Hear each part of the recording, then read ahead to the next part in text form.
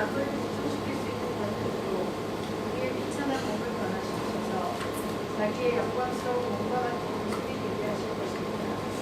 두 가지에 대해서 여러분들 생각을 한번 나눠볼까요?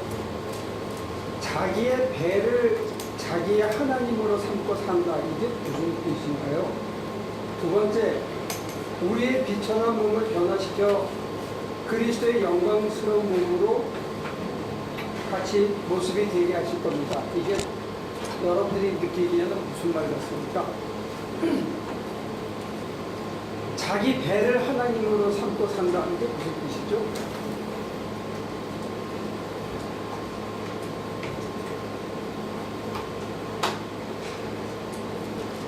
여러분들은 여러분들의 배가 하나님입니까?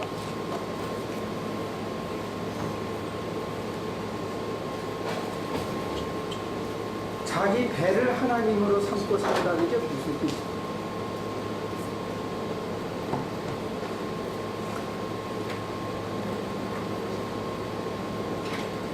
지금 이 12절부터 21절까지 나오는 키워드라고 얘기하면 자기 배, 비천한 몸이 영광스러운 몸으로, 이럴 때는 이제 키워드를 뭐라고 하냐면 몸이에요. 여기는 배, 몸. 앞에서 12절에는 다른 집, 여기서는 목표 이렇게 얘기하십니다. 그리고 나를 본받아라. 본, 목표. 이게 워드 플레이라고 그러는데, 그러면 자기 배를 목표로 해서 살고 사는 사람, 그 다음에 바울은 자기를 본받아라 했는데, 자기는 어떤 목표를 향해서 살아가고 있는 사람이니까 자기를 본받아야 되는데, 근데 세상 사람과 자기를 본받는 사람과 이 차이가 있는데, 이 분명한 차이가 뭐냐 했을 때, 세상 사람들은 자기 배를 하나님으로 삼고 산다는 거예요. 그러면 바울은 누구를 하나님으로, 현실에서는 무엇을 하나님으로 삼고 비천한 몸 대신에 영광스러운 몸을 찾아가고 있는가? 그러니까 이제 우리도 사실은 이게 이제 숨겨져 있는 가장 중요한 의미겠죠. 배를 찾아가면 비천한 몸이 영광스러운 몸으로 안 변하고, 이건 잘못된 목표고, 자기가 달려가는 목표, 그게 본이 되는데, 이 바울은 그렇다면 무엇을 하나님으로 삼고 살아가는 겁니까? 현실적으로.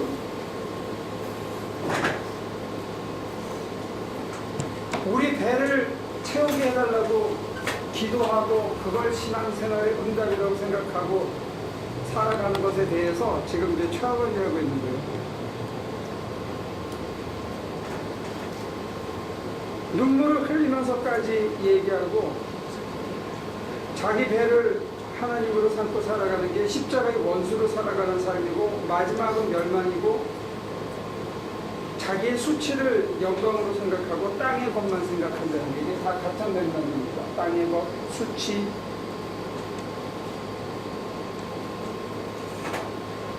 바울이 눈물을 흘리면서까지 왜 이 얘기를 하느냐? 그러면 바울의 현실의 모습을 어떤 것이어야 되냐? 여러분들이 어떤 현실의 모습을 택해야 바울의 본을 따라 표제를 제대로 가고 마지막에 그 목표가 뭐냐 했을 때 그 목표는 영광스러운 몸으로 바뀌어야 된다는 거죠. 그러니까 여러분과 제가 영광스러운 몸으로 바뀌었을 때 어떤 형태가 되겠느냐? 크리스는 뜨고 싶지. 영광스러운 몸 하면 그 머리가 여기 닿아서 이렇게 떠서 강의를 하면 사람들이 좀 더 잘 들을 것 같아요. 몸은 투기잖아요. 잔이라는 사제가 있었는데 이 사람은 기도만 하면 떴대요. 그래서 사람들이 모여서 이렇게 기도를 하면 떠가지고 이렇게 천장에 닿아 있는 거야. 그러니까 영상이 그러니까 사람들이 그거는 이제 인도 쪽의 얘기인데 이 사제한테 갑자기 이런 일이 생긴 거야. 그냥 평신도 사제인데 수사한테 가서 이 사람이 올라가서 붙어 있으니까 사람들이 걔만 쳐다보느라고 이게 묵상이 안 되는 거야. 그래서 기도하기 시작하면 이 사람 막 책상을 붙잡고 있으면 책상까지는 들이었대. 그래서 이제 나중에는 안 돼가지고 그 사람만 묵상할 때 나가 있게 하고 뭐 이렇게 했는데 한 번 잘 써먹었어요. 그 성당을 짓고 나서 십자가를 달 때 그 사람이 들고 올라가가지고 옷을 다 쓰일 때가 있다고 그래. 근데 그때 한번 써먹은 거예요, 제대로.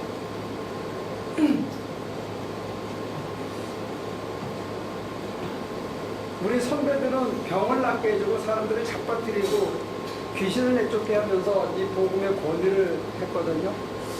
근데 나는 뚫지도 못하고 사람을 잡아뜨리지도 못하는데 권위가 없어. 미안하게 생각해요.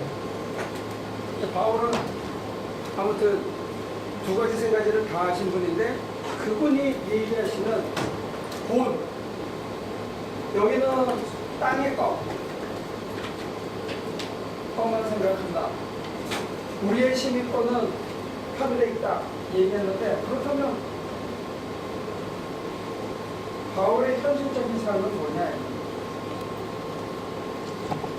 이게 이론적으로 다 맞다고 했을 때 저와 여러분들이 어떤 모양으로 살아야 되느냐?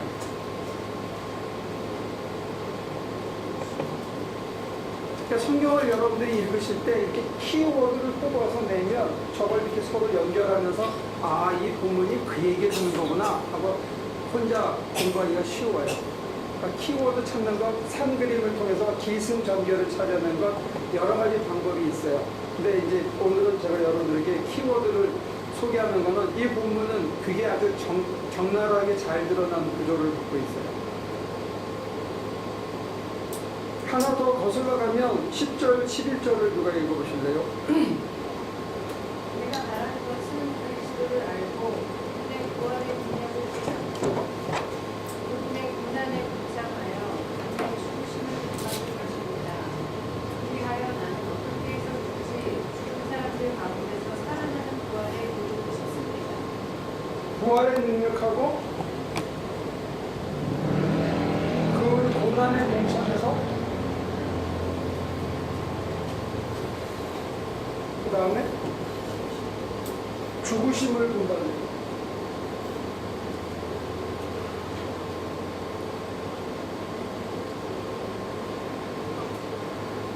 그러니까 바울이 자기가 본이 된다는데 자기는 무슨 본을 받아요?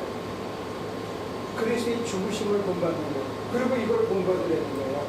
근데 저거를 문자적으로 땅에 생각을 하면 다 죽어버려요. 그래서 그러면 전에 지미 존슨인가?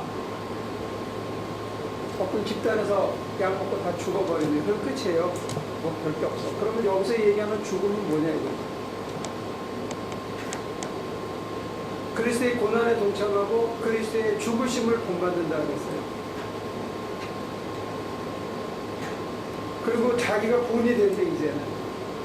근데 그 본을 따라서 다른 일 치면 고난은 있지만 맨 나중에 비천한 몸이 어떻게 변한다고요? 영광의 몸으로 바뀐다는 거예요. 근데 여기서 얘기하는 몸은 이 땅에서요, 땅에서. 요한계시록 우리가 조금씩 지금 찾아가고 있는데 요한계시록에서의 독특한 구조는 뭐냐면 계시록은 독특해요. 우리가 알고 있는 거하고 전혀 다른데 뭐가 다르냐면 죽은 다음에 천국에 가는 게 아니고 천국이 일로 임해서 여기서 사는 거예요.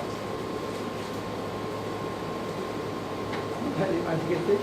천당 가는 게 아니고 천당이 여기 임해서 여기서 사는 게 천당이라고. 계시록은 그래요. 계시록 20장하고 21장을 많이 읽으셔야 돼. 오래 사신 분들은. 20장하고 21장을 읽으면 우리가 죽은 다음에 천당 가는 게 아니고 천당이 여기 내리는 거야. 그리고 요한 왜 초대교회의 신앙의 선배들이 그렇게 이해했을까? 아주 특이한 거예요. 우리가 이제 그쪽에 가면 나중에 따로 더 관심을 가지고 깊이 보겠지만, 지금 제가 여러분들에게 살짝 맛을 보여드리는 게 그거예요. 여러분들이 돌아가신 다음에 몸이 빠져서 천당 저기 우주 끝에 가는 게 아니고, 요한계시록이 얘기하는 거는, 복음서마다 큰 차이는 있지만 요한계시록이 얘기하는 거는, 우리가 죽어서 잠들으면 주님이 오실 때 호련히 깨어나서 천상의 새 예루살렘과 새 하늘과 새 땅이, 새 천지가, 신천지가 위에서 내려서 여기서 믿음을 잘 지킨 자들이 주님과 더불어 영원한 왕노릇하며 사는 게 천국이에요. 우리가 생각하는 일반적인 천국은 우리 조상들이 믿던 혼이 빠져나가는 그런 전통적인 신앙을 이렇게 가미한 거지, 성경 요한계시록이 얘기하는 건 많이 다릅니다. 근데 그거는 많은 설명이 필요하기 때문에 나중에 다시 얘기할게요. 왜 그 얘기를 얼핏 지금 미리 꺼냈냐면, 영광스러운 몸, 개체성, 이거는 어디서 유지되냐면 여기서 유지됩니다. 살아서 이미 시작된 거예요. 그러면 예수 믿으면서 여러분과 제가 영광스러운 몸으로 안 바뀌면 이건 헛사치는 거다, 이거 신앙생활. 근데 영광스러운 몸을 얻기 위해서 바울이 자기가 스스로 본이 되고 나를 본받아라 얘기하면서 자기는 무슨 본을 따르고 있냐면 그리스도의 죽으심을 본받고 있어요. 그리스도가 왜 죽었고 어떻게 죽었죠?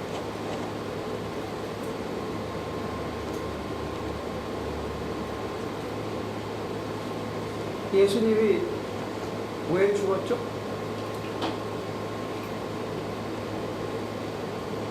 진리를 선포하시다. 그것도 이제 한 얘기고.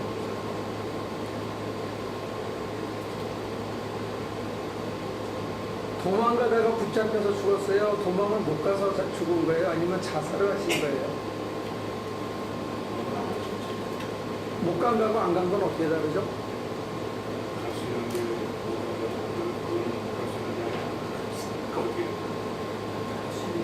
갈 수도 있었는데 자기는 안 갔다. 왜요?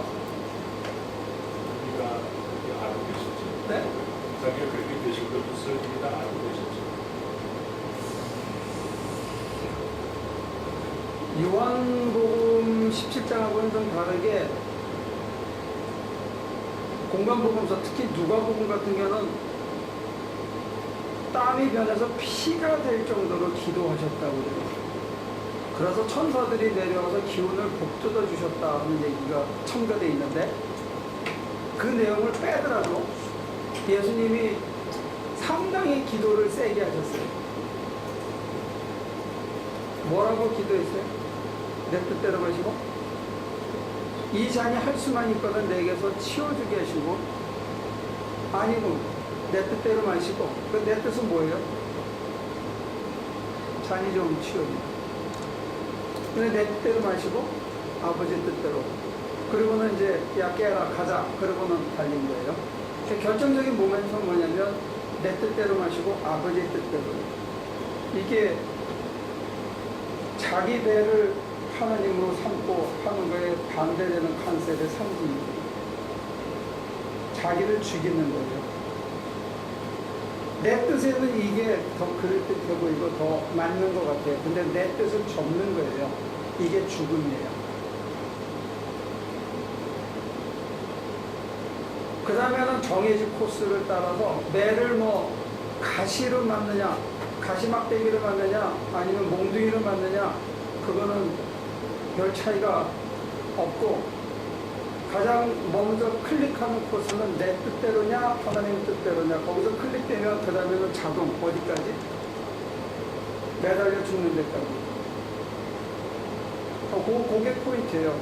그러니까 그런 의미에서 보면 죽는다 했을 때 영적인 의미에서 가장 중요한 죽음은 뭐냐면 여러분들이 자기 뜻을 꺾는 거예요.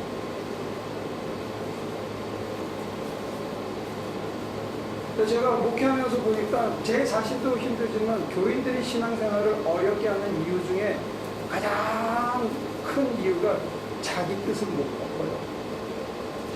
그거 참 힘든 것 같아요. 자기 뜻을 꺾는다는 거. 새로운 걸 하나 배운 것 같아요. 아, 그래?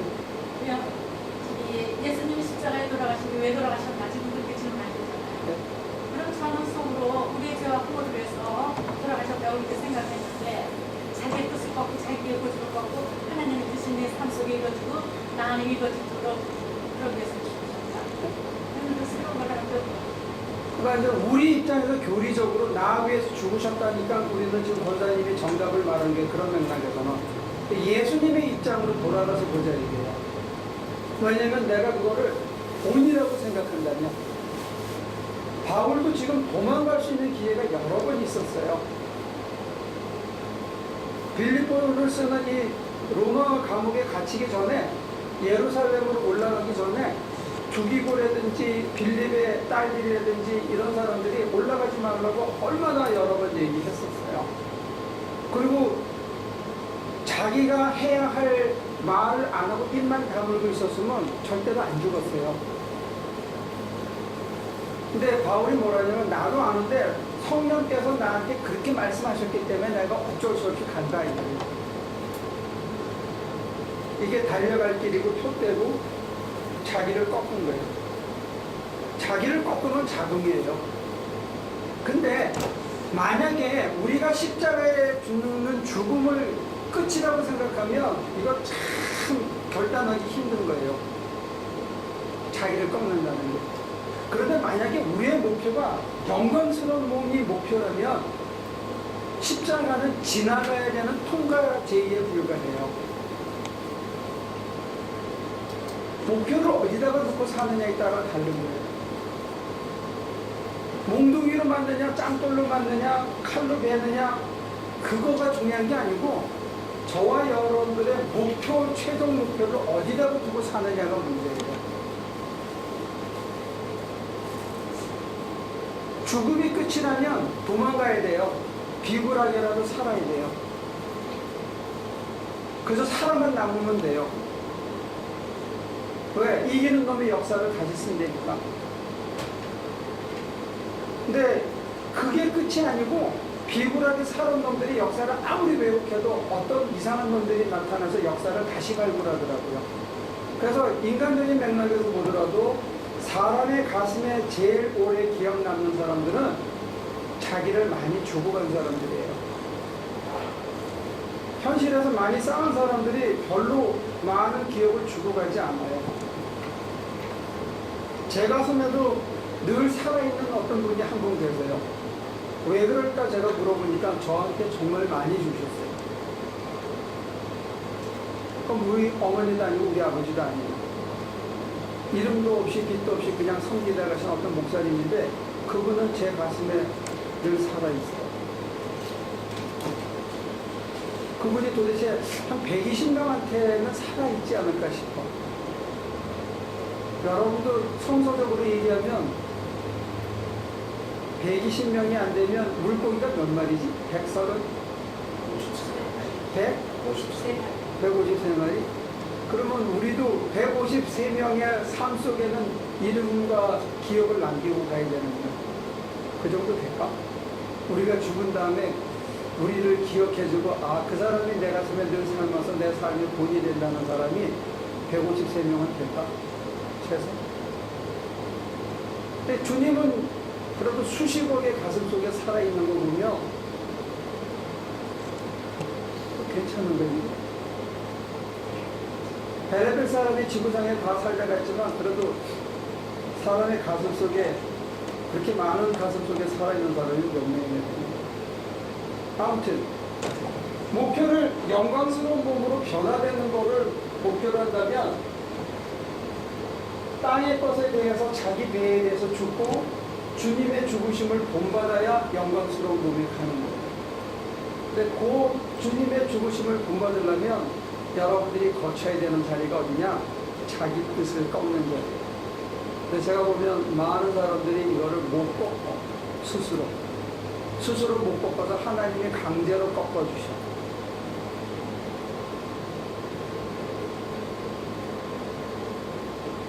그래서 인생을 꼬은 다음에 겨우 꺾어. 이게 얼마나 인생의 낭비예요. 시간과 재물과 소를 잃어본 다음에나 외양간을 고치더라고요.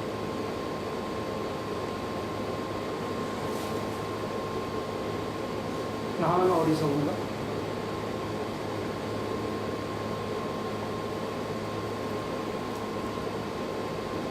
근데 어리석어서 돌이켜서 그런데도 다시 시작하는데도 종종 또 땡꼬집을 펴. 그래서 목사가 되길 잘한 것 같아. 왜냐면 땡꼬집을 피는 교인들을 농락할 수 있는 거 보면 제 거를 보니까 제가 이해가 돼. 근데 안 그러면 참 이해하기 힘들 것 같아. 제 꼴이 그러니까 남도 이해하는 거지 안 그러면 참 힘들 것 같아. 근데 내 뜻대로 마시고 아버지 뜻대로 하소서가 몸에 배면 그 다음부터는 인생이 쉬워져요. 왜냐면 이걸 어떻게 해야 되냐, 어떤 게 하나님의 뜻이냐 고민할 필요가 없잖아. 첫째,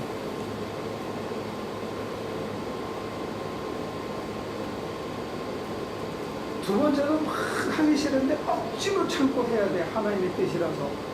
얼마나 사는 게 힘들어. 안 그래요?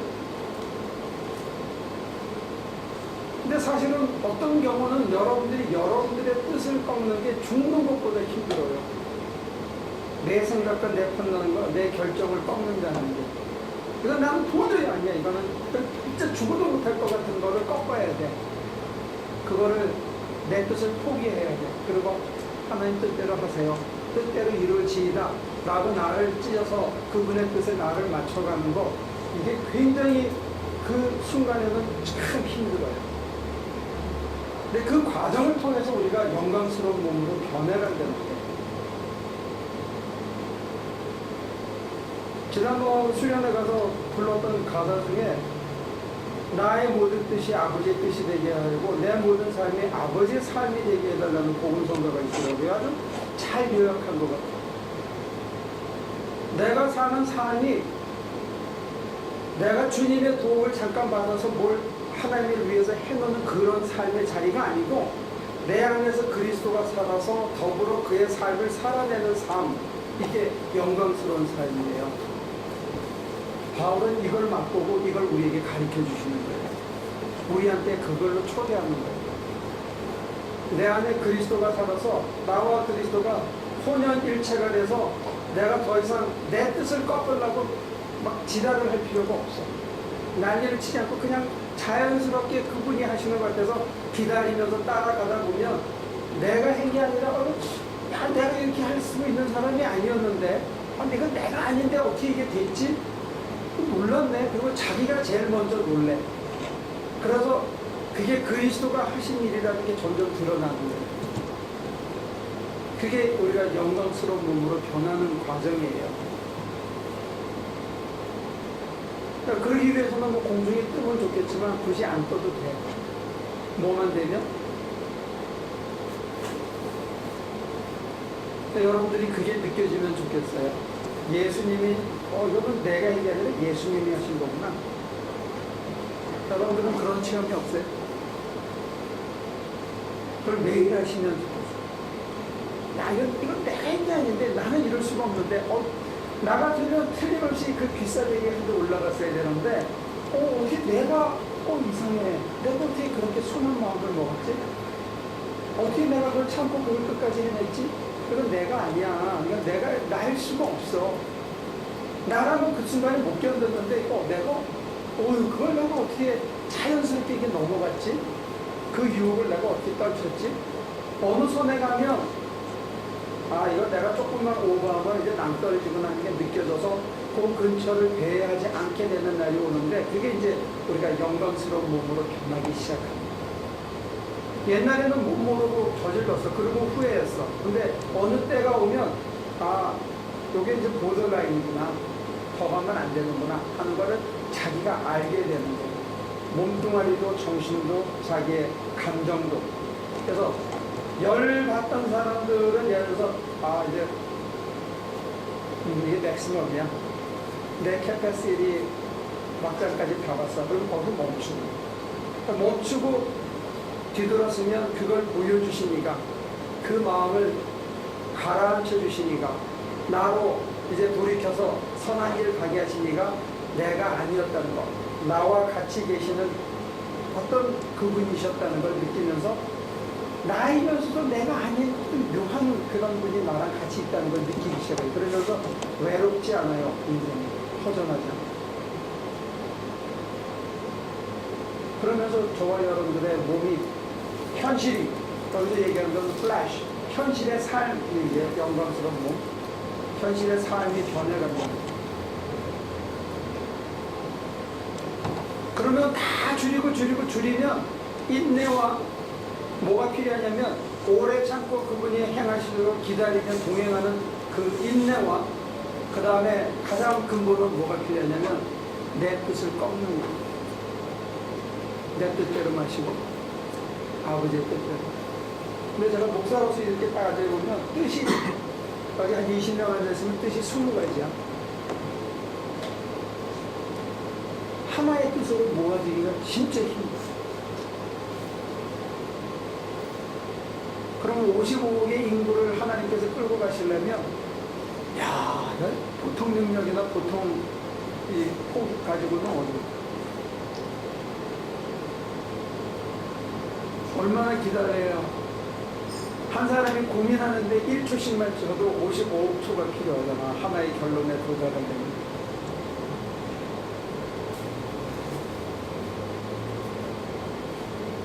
네, 왜라는 말씀이지만, 여러분들이 자기 고집대로 살아가지고 인생에 뭐 거룩한 열매를 거둔 사람을 저는 아직까지 한 사람도 못 봤어요.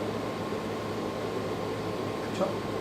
나는 내 고집대로 살아서 내 인생이 잘 풀렸다 이렇게 생각하시는 분들이 있으면, 있어요? 난 없는 것 같아. 그러면서 우리가 이 세상에 살 때요, 우리가 원하는 대로 하는 게 구해요. 네. 그러면서 뭐라고 그러냐면, 이것이 주님의 뜻인 줄 압니다. 그러면 그래요. 그런데 하나님이 이뤄주셨어요. 제가 구한 걸. 그러면 저는 결국 하나님의 뜻대로 구하는 거예요. 그렇죠? 라고 착각하는 거지. 그럼 왜 하나님이 이뤄주셨어요? 이루어준 게 하나님이 아니고 그냥 우연히 이루어질 수도 있고 자기 노력으로 이루어진 것일 수도 있어요. 이루어졌다고 해서 우리는 그걸 하나님이 이루어졌다고 혼자 착각하는 거죠. 하나님께서는요, 때로는 안 이루어주시는 것도 많아요. 우리 10달 된 손자놈이 뭐라고 징징거리고 시끄러우니까 들어주는데, 걔가 뭐라 그러는 것도 100% 안 들어주거든요. 근데 다 큰 애들이 징징거리면서 떼짱을 놓고 자기 인생 망가지는 거 하면 안 들어주죠. 그래서 성경에 나와 있는 비유 중에 제일 심오한 비유가, 작은 아들이 떼짱을 놓습니다. 유산을 물려달라고. 유산은 아버지가 죽은 다음에 물려주는 건데, 유산을 달라고 그러니까 이 아버지가 나가는 놈하고 집에 있는 놈하고 똑같이 줘버렸어. 그러니까 한 놈은 받고 집에서 그냥 일이만큼 튀어나와서 살고 있고, 지 건데도 별로 좋은지 모르고, 한 놈은 갖고 나서 지 맘대로 쓴 거야. 그러니까 하나님 놔두신 거죠. 네 맘대로 살아서 인생이 어떻게 되는 거지. 결과가 별 거 없는 거예요. 왜 별 거 없느냐? 칸트의 말대로 이성의 한계 내에서 바라보는 실제라는 거는 시간과 공간의 제약 속에 있는 거지, 그 너머는 못 보더라는 거예요. 우리가 알 수 있는 건 시간과 공간의 제약 안에서만 알 수 있는 거예요. 물론 뭐 슈라이르마나 헤겔이나 이런 사람들이 반론을 피긴 했지만, 그 역시도 인간의 이성이나 감정이라는 게 그렇게 하지 않더라고요. 작은 일에 분내고, 작은 일에 실망하고, 작은 일에 포기하고, 자기 인생 하나 자기가 스스로 핸들하는. 하나님은 참 좋으신 하나님이세요.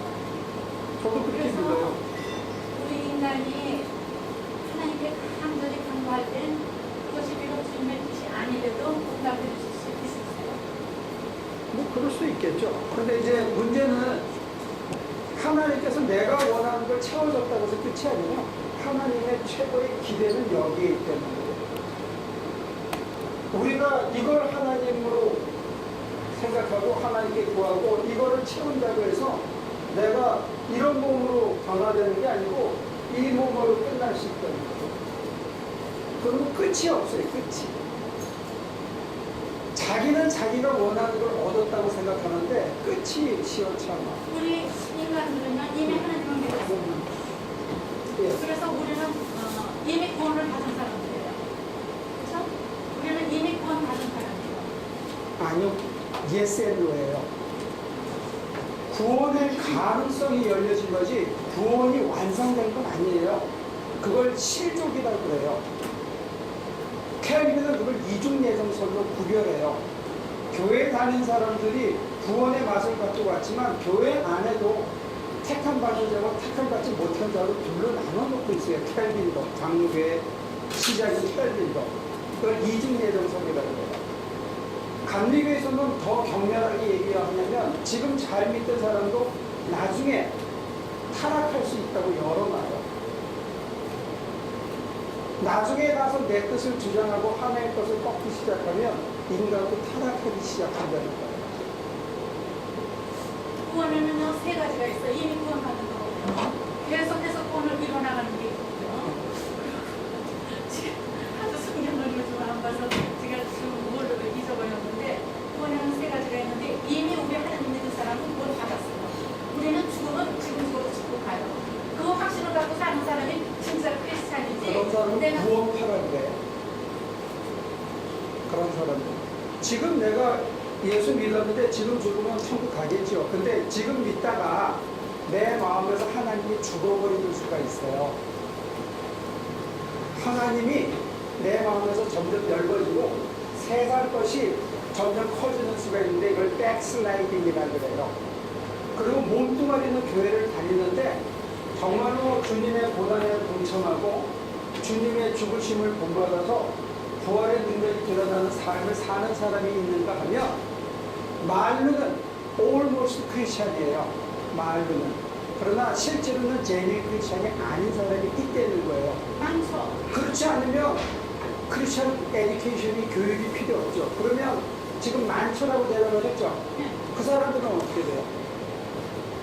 그런 사람은 그러면 제가 간증을 당했어요. 아니, 그것도 대답해 보세요. 뭐요? 그 사람이 하나님을 믿어가면서 하나님을 만나는 그런 어떤 찰나가 있을 때 그 사람은 구원을 소망을 가진 사람으로서 크리스찬이 되고요. 전혀 교회는 다녔지만 전혀 경험이 없고 그저 이론으로만 주님을 알아요. 그런 사람은 이제 앞으로 주님을 믿어가면서 하나님이 이제 은혜를 베풀어 주시면은 이제 구원의 확신을 갖고 주님을 믿는 거. 근데 이제 그런 사람을 아까 믿는 거죠. 그렇게 되면요, 홀이 이제 저도 이제 조직 신학을 한 사람이기 때문에 따져서 죄송한데 따지려고 따지는 게 아니고 그걸 나눠서 설명드릴게요.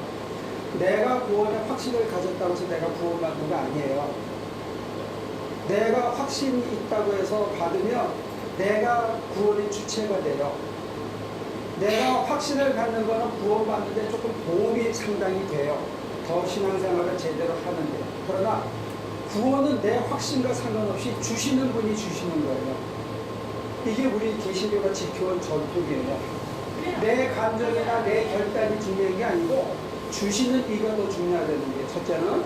그 다음에 두 번째, 지금 말씀하신 대로면 이론은 빠삭한데 실제로 안 믿는 거 이거 참 구별하기 힘든데 이론으로 믿고 있다가 교회 다니다 어느 날 회심하면 돌이키면 내가 구원받는다.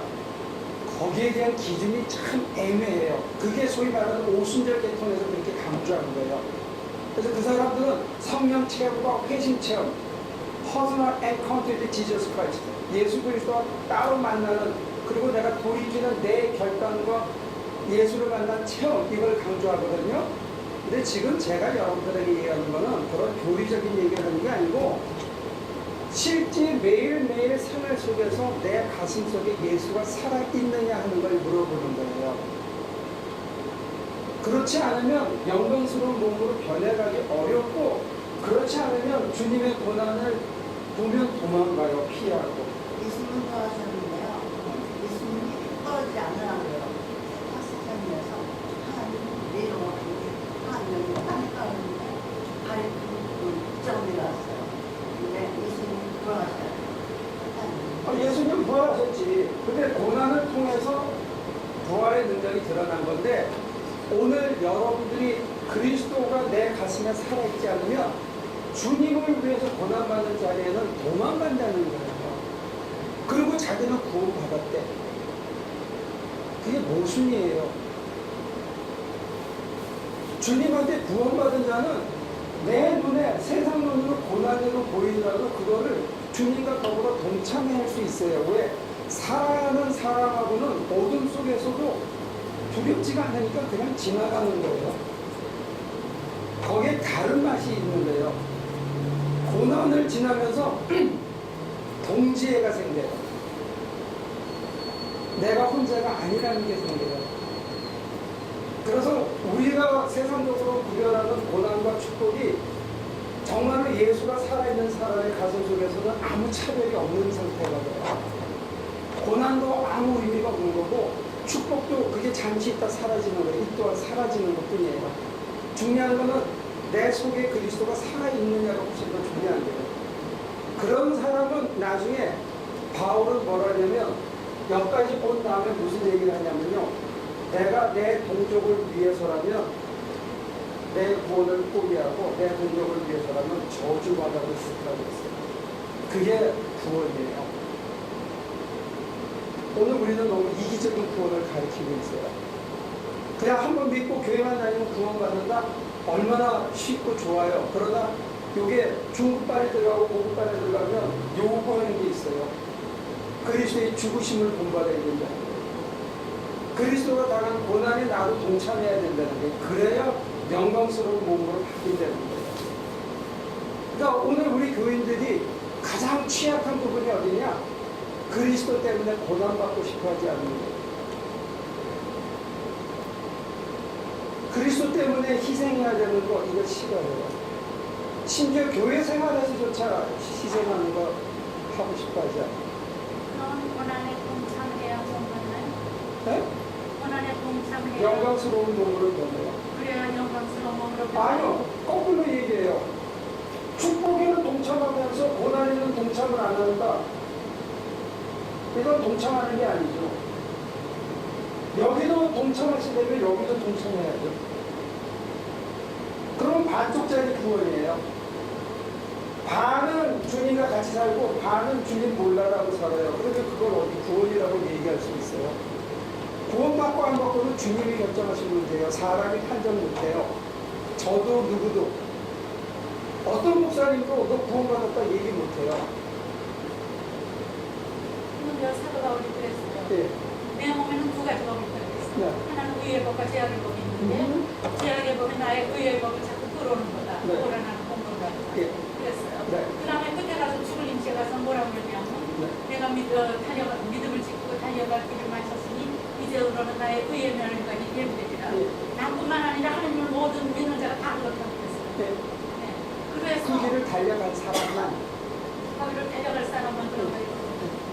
안 달려가고 그냥 가만히 너 잘 달리네 잘 가라 그리고 나는 하나도 고생 안 하고 그래 잘 가세요 그러면 바울이 맞받던 세상은 구현 못하죠. 그러면 지금 이제 이거 본받아 잠깐만요.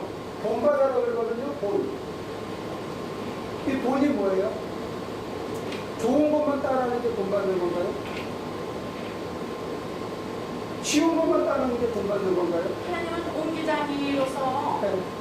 모든 옹기장의 그릇을 만드셨어요. 네. 이쁜 그릇도 만들고 못난 그릇도 만들고 그리고 막 거칠게 쓰는 그릇도 만들고 왕궁에는 아름다운 이쁜 그릇도 만들었어요. 그래서 저는 그 아름다운 이쁜 그릇이야 그러고 살고 있어요. 좋죠. 그렇잖아요? 그래요. 그래서 하나님 한 사람 한 사람 다 다른 목적을 갖고 만드셨거든요. 근데 그런데 그 다른 사람들이 다 고난에 동참해요. 이번에 이제 성교를 가요. 성교를 가면 직접 가서 정말 그냥 몸과 그냥 다 해서 열심히 일하면서 고난에 동참하는 사람이고 뒤에서 기도로서 고난에 동참하는 사람이고 또 물질로서 고난에 동참하는 사람이고 여러 모양이 다 달라요. 그렇죠. 그러면 그게 다 고난에 동참하는 거예요. 그렇죠. 네. 그래서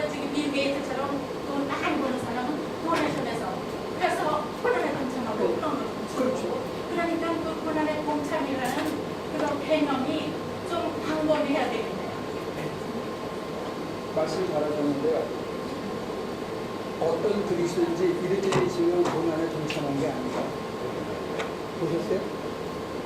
그릇이 이렇게 있어야 쓰이는 거거든요. 근데 하나님이 이렇게 있으는데 하나님을 해서 등을 돌리고 있으면 동참한 게 아니라고요. 그 그릇이 찌그러진 그릇이든지 그물을 만들었든지 왕궁에 있든지 목술집에 있든지 그건 상관없어요. 그런데 빌 게이츠처럼 참여 안 하는 부자들은 동참한 거 아니에요. 기도 많이 하시는 분이 있는데 다른 사람을 위해서 기도는 요만큼도 안 하고 자기 기도만 하는 사람은 동참한 거 아니에요.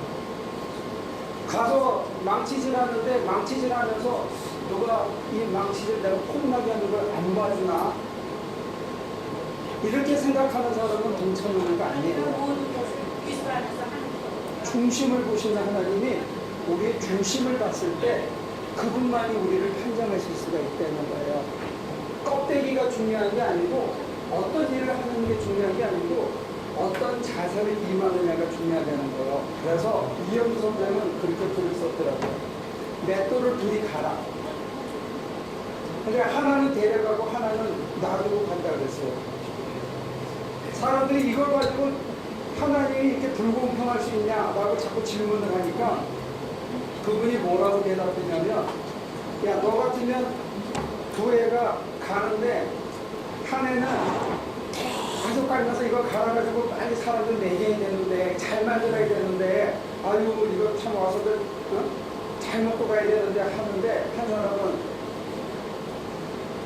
내가 왜 여기 앉아가지고 가서 내가 나들이 가서 가야 되는데 아유 결국에 가야 되는데 뭐 하나 이러고 있으면 너 같으면 어떤 애를 이쁘겠냐 그렇게 물어보더라고요. 일에 임하는 자세와 중심이 굉장히 중요합니다. 그리고 아까 얘기하신 대로 자기가 부름받은 모양에서 최선을 다하는 거 빌 게이츠만큼 버는 사람이 있으면 빌 게이츠만큼 헌신해야 돼요. 우리 교회는 돈이 많지 않으니까 몸뚱아리도 떼는 거예요. 돈이 있으면 돈 좋죠. 교회가 돈이 많아서 우리 벌써 돈 좋다고. 돈이 없으니까 가서 몸으로 떼는 거예요. 우리 가진 게 기술하고 몸뚱아리밖에 없으니까. 그러니까 집에 남아있는 사람들도 우리 가 있는 동안에 기도 빡세게 해야 돼요. 고난에 동참하고. 그러면 갔던 사람이 받은 은혜만큼 안 간 사람도 은혜를 받을 수가 있어요. 근데 이제 가서 놀라운 게 뭐냐면 이런 거예요. 안 가본 거하고 가본 거에 차이가 있는데 가본 사람들은 이걸 느껴요. 가서 하다 보면 힘들어. 근데 사람들이 다 혼연일체가 돼서 일하는 속에 어디 약간 상승되는 힘이 있는 걸 느껴요. 그리고 막 뼈가 다 아파가지고 잠이 들어서 겨우겨우 그냥 돌았다가 잤는데 막 못 일어날 거를 꼬박거리는데 일어나서 또 하면 또 움직여. 그리고 하나도 저 사람한테 내가 했다고 생색내고 싶은 마음이 전혀 없어요. 그러면서 오기 전하고 와서 일하는 자기 모습이 조금 변한 걸 스스로 느껴요. 그게 여기 가는 길이에요. 여기를 끝을 가면 구원 못 받아도 상관없어요. 왜 이 마음속에 뭐가 차이냐면 한 사람이라도 더 구원시켜야 되는데 하는 마음밖에 없기 때문에 내 구원은 신경도 안 쓴다요. 예수님이 자기 구원 신경 썼으면 십자가에 안 매달려 죽었어요. 자기 고생하는 거 생각했어요. 그분 가슴에는 자기가 없었어요. 다른 사람은 있었어요. 우리한테 그거 배우려는 거예요. 근데 이거를 조금씩 맛을 보면서 가면 자기 문제에 대해서 초연해질 수 있게 됩니다. 자기 일생에 대해서, 자기 미래에 대해서 내가 이렇게 살다가 맥없이 가는 게 아닌가, 그냥 잊혀지는 게 아닌가 하는 이런 두려움으로부터 자유하게 된다는 거예요. 뭘 남기고 가야 되는데, 뭘 쌓고 가야 되는데, 그런 욕망으로부터 점점 자유하게 되는 거예요. 그래서 인생이 늘 초조해져. 그러니까 다 구원받았으면 좋겠죠. 근데 진정 아까 제가 잠깐 암시하다가 말한 이유는 뭐냐면 요한계시록이 얘기하는 암시는 뭐냐면 죽은 다음에 저 세상 가는 게 관심이 아니고 이 땅에서 주님과 거룩으로 왕노릇하는 데 관심이 있었다는 거예요. 요한계시록. 여러분들 집에 가서 시간이 없으면 20장하고 21장만 읽어봐요. 이게 세상의 종말인데 그 종말에 새하늘과 새 땅이 새 예루살렘 위에서도 내려지는 거예요. 그 눈물이 걷어지고 모든 죄가 사라지고 모든 병이 사라지는 자리가 이 땅에 있다.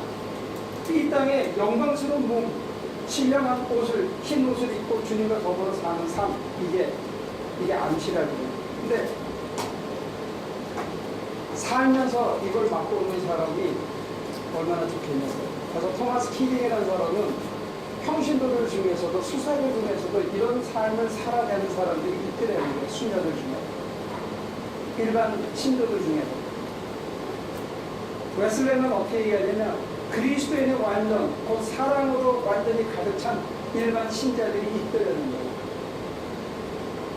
저는 그 사람 참 행복하다고 생각해요. 목회해가지고 자기 교인들 중에 그런 사람이 생겼어. 자기가 봐. 볼 때마다 놀래.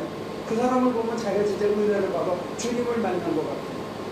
이 정도는 그 얘기 잘못했다가 이단했지만 기도하는 어떤 여인을 보면 주여라고 부를 수밖에 없었어. 왜? 그 속에서 주님이 가득 찬 걸 봤기 때문에. 그 여자를 주님이라고 불렀다고 해서 이제 이단으로 쫓겨나거든요. 근데 그 악기 문맥을 보면 그 여자를 주님이라고 부르면 아닙니다. 정말로 자기를 다 내어주는 삶을 사는 어떤 사람들이 있더라는 거예요, 이 땅에서. 제가 기대하고 꿈꾸는 거는 그래요. 옆에서 다 안 된다라고 얘기하지만 나는 미쳤어, 거기에 대해서. 누군가 될 거다. 이렇게 되는 사람이 나올 거다. 설령 그게 내가 아니라도 상관없는데 우리 교인들 중에 나올 거다 안 하는 게 믿는 거예요.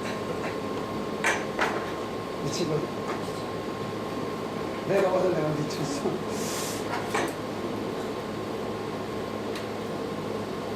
될 거라고 나는 왜? 나는 하나님이 살아계셨고 죽으신 그리스도 안에 살았고 이게 끝이어야 되거든. 예수가 죽었으면 끝이어야 된다고요.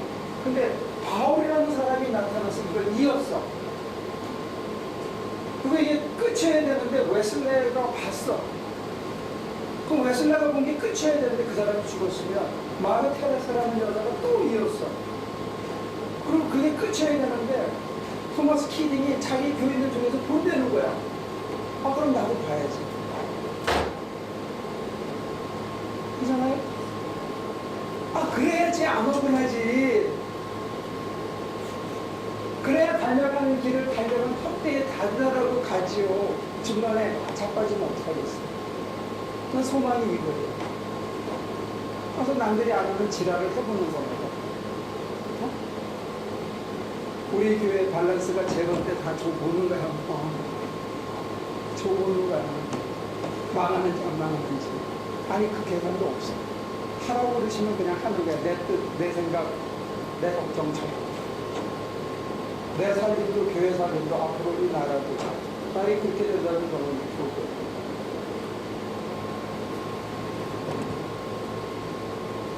제 고등학교 선배 중에 백인천이라는 사람이 있어요. 들어보셨어요? 백인천 야구 선배. 그 사람이 유일하게 타율이 4할에 4할 은퇴할 때. 근데 그 해에 이종범 뭐 이런 사람, 장현조 뭐 이런 사람들도 3할 9푼까지 쳤어요. 근데 이 사람이 4할이 됐어요. 그랬더니 이 사람이 인터뷰를 했는데 뭐라 그러냐면 그 사람들이 나보다 젊었고 기술은 나보다도 좋았대. 근데 한 가지 차이가 있었던 거는 자기는 미쳤다는 거야. 야구에는 아무것도 생각한 게 없었고 야구에는 아무것도 재밌는 게 없었대.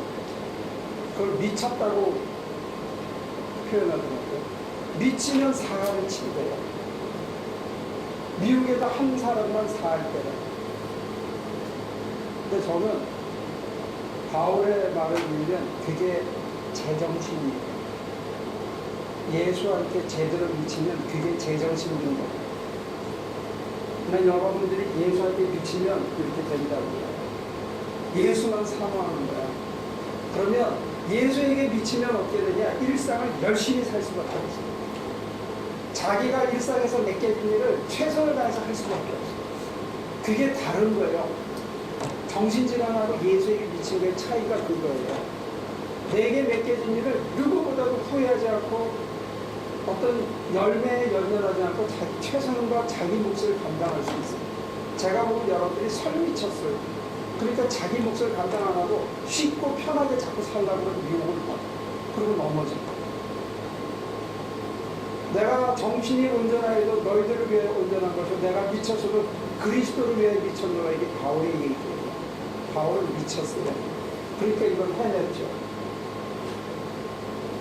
여러분들도 미쳤으면 좋겠어요. 예수한테. 근데 그건 미친 게 아니고 그게 정상이 되는 거예요. 그러면 쉬워져요. 예수가 가득 차면 미치고 지랄이고 뭐 고민할 필요가 없어. 그냥 해야 된대. 성격한대. 언제? 그냥 가면 돼. 슬리핑백 하나 사고 갈까? 무슨 애들은 어떻게 되고 뭐 고민하니까 막 결단해야 되고 지었다는 거지. 근데 가면 우리 교회는 무슨 선교 간다고 권사님 우리 교회에서 제일 이상한 게 이거죠. 선교 가는데 기도 왜 안 하는 거? 우리 벌써 나는지 교회는 다 준비하고 펀드레이징도 하고 뭐 기도회도 하고 와서 목사님 막 기도도 해주시면 됩니다. 왜? 이게 생활이 되는 거예요. 이게 우리 삶의 일부고 우리 신앙생활의 한 여정이라고 생각해요. 매일 교회 나오는 거는 어쩌다가 선교 가는 거나 우리가 암만 많이 가도 요즘은 1년에 4번 가요. 옛날엔 8번, 9번 갔어요. 더 멀리. 더 열악한데. 그게 미친 게 아니고 그게 정상이다 생각하면 고민하고 결단하고 뭐 악수할 필요가 없어. 그냥 간대. 누가 왔나? 보면 여기 준비하고 있다고 보면 와 있어. 그러면 씻고 잠깐 기도 그냥 가고 해주고 끝나고 또 막 그리고 일상으로 돌아오는 거예요. Part of my life. 남을 도우는 게 무슨 고민하고 결단하는 문제가 아니고 Part of my life. 예배하고 헌신하는 게 그냥 Part of my life. 조금 손해보는 게 Part of my life. 고민하고 결단하지 않고 자연스럽게 하다 보면 이게 이렇게 된다는 거예요. 아니 살다가 이건 하고 죽어야지. 그렇잖아요? 여러분들 세상 거는 다 해봤잖아. 하고 싶은 대로 다 살아봤잖아. 그리고 치마대로 다 살 수 있는 게 없어요. 그냥 분하지만 그나마 여러분들 해보고 싶으시면 다 할 거라고. 이제 남은 게 하나 있는데 그게 뭐냐 이거예요. 이것만 여러분들이 못 해본 거예요. 죄안 져본 사람이 없어. 나쁜 짓 안 해본 사람이 없어. 남에게 부끄러운 짓 안 해본 사람이 없어. 남한테 몹쓸 짓 안 해본 사람이 없어. 다 해봤어. 근데 우리가 못 해본 게 하나 있어요. 그게 이거예요. 살아서. 전 여러분들이 이렇게 되기를 바랍니다. 저도 이렇게 됐으면 좋겠어요. 살아있는 동안에 저와 여러분들이 정말로 다 살았는데 사람들이 우리랑 대화하고 나면 집에 가서 괜히 가슴이 훈훈하다. 우리가 밥 먹고 난 다음에 집에 가면서 그래 나는 이제 더 이상 살아가야지. 이런 사람이 되는 거예요. 기대합니다. 여러분들에게 기대가 큽니다. 무슨 정 나오는지 네? 어디 나오냐고? 나 경동도 나왔잖아. 맞아. 대기천. 네. 잘 기억하시고. 오케이? 그래요. 우리 한 주간 변화될 수 있도록, 점점 변화될 수 있도록. 하나님, 그리스도의 죽으심을 본받아 달려간 길을 다 달려간 바울의 간증을 들었습니다. 내 가슴에 큰 떨림이 있었습니다. 영광스러운 몸으로 변화되는 소망을 가지고 그것을 위해서 묵묵히 내 뜻을 내려놓을 수 있는 저희에게 알려주시옵소서. 하나님께서 우리의 심장 속에 살아계심을 느끼는 이 한 주간이 되기를 바랍니다. 주 예수여 오소서. 우리의 삶의 주인이 되어